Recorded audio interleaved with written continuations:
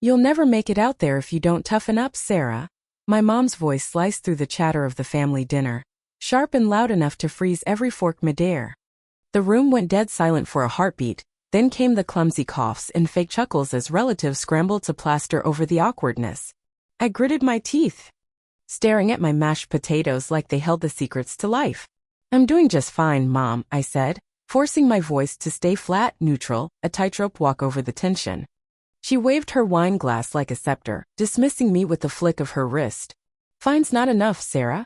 You're too meek, too careful. You need guts to get anywhere in this world.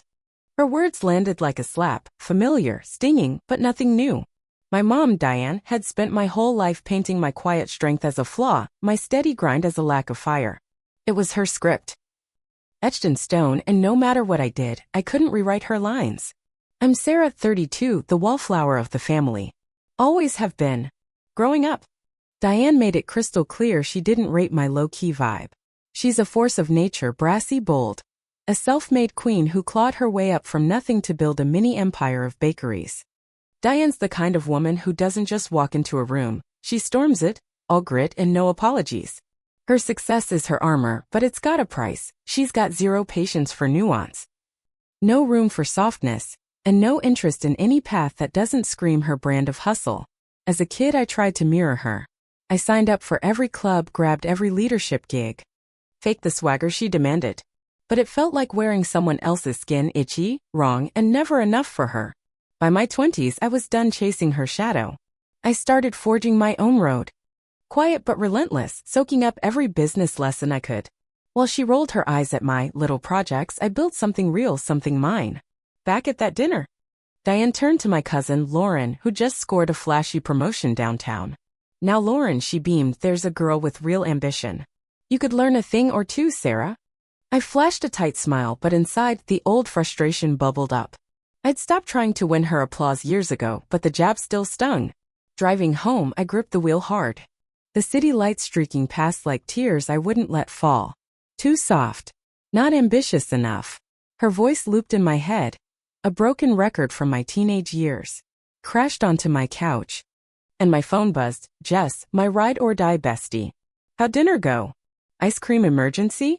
I smirked, texting back. She pitted me against Lauren again. Still too soft for the real world. Her reply pinged instantly. Please. You'd smoke Lauren in a heartbeat. She's just louder.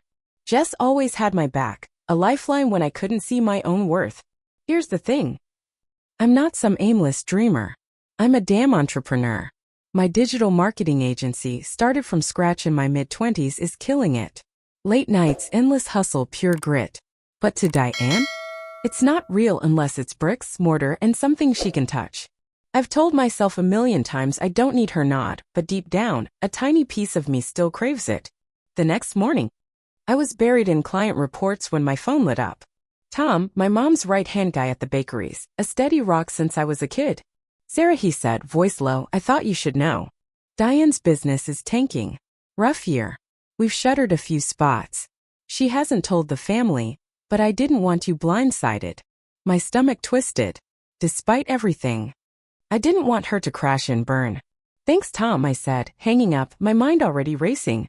Those bakeries were Diane's soul, her proof she'd beaten the odds. If they were crumbling, she'd be gutted, and she'd never admit it. For days I couldn't shake it.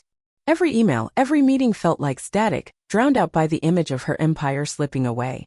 I called Jess, pacing my apartment like a caged animal. I can't just sit here, I said. I've got to do something.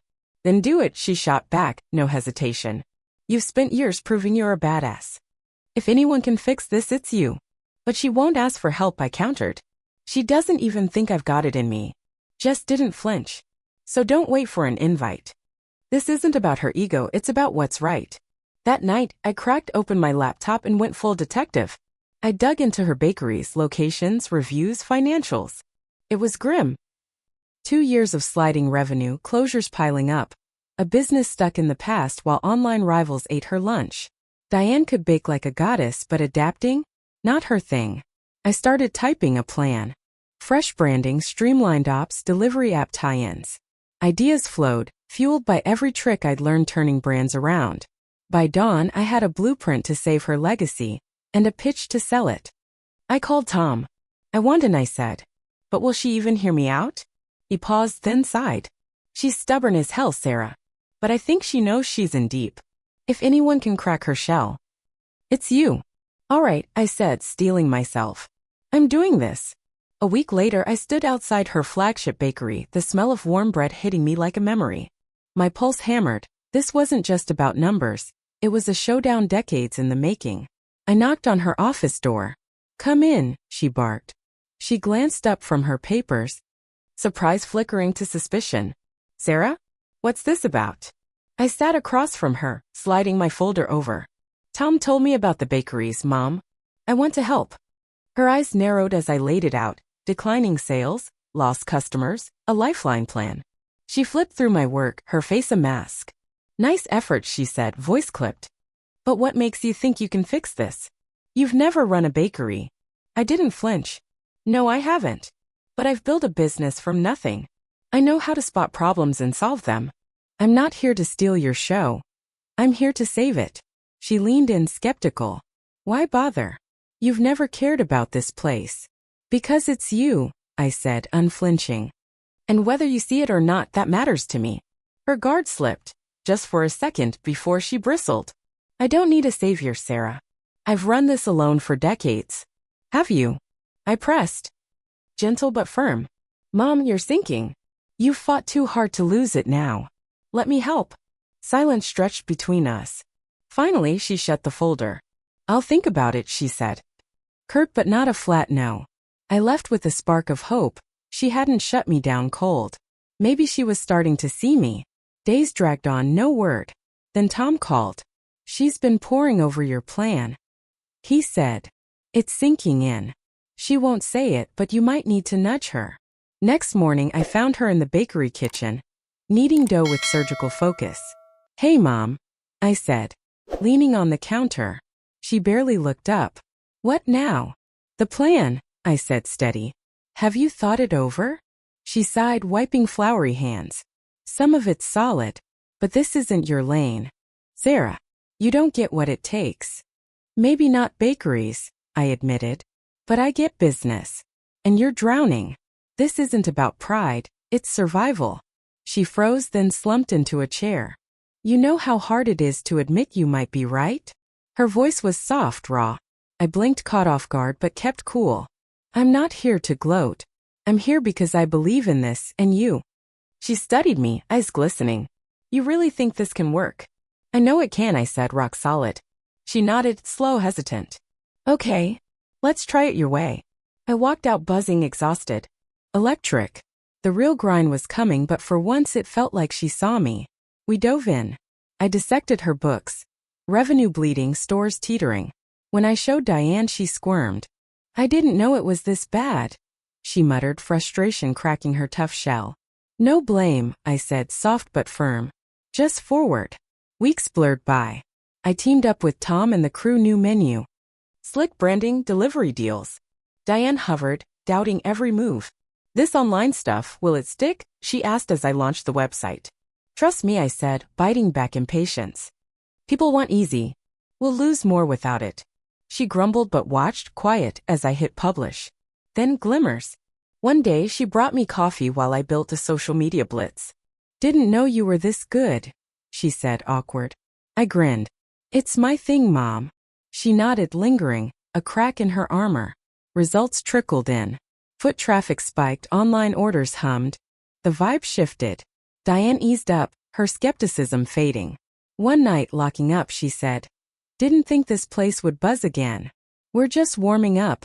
I shot back, proud. For once, we felt like a team. The food festival was our proving ground. We prepped like mad, new recipes, a killer booth, social media hype. It was do or die. The day exploded, crowds, chaos, our booth swarmed. I was slinging samples when I spotted Diane watching, wide-eyed, almost awed. Mom, come see. I waved. She stepped in, hesitant, then jumped in, chatting, smiling, alive. We sold out. Collapsing on a bench with lemonade. You killed it, Sarah, she said, quiet. So did you, I replied. She stared at the fading festival.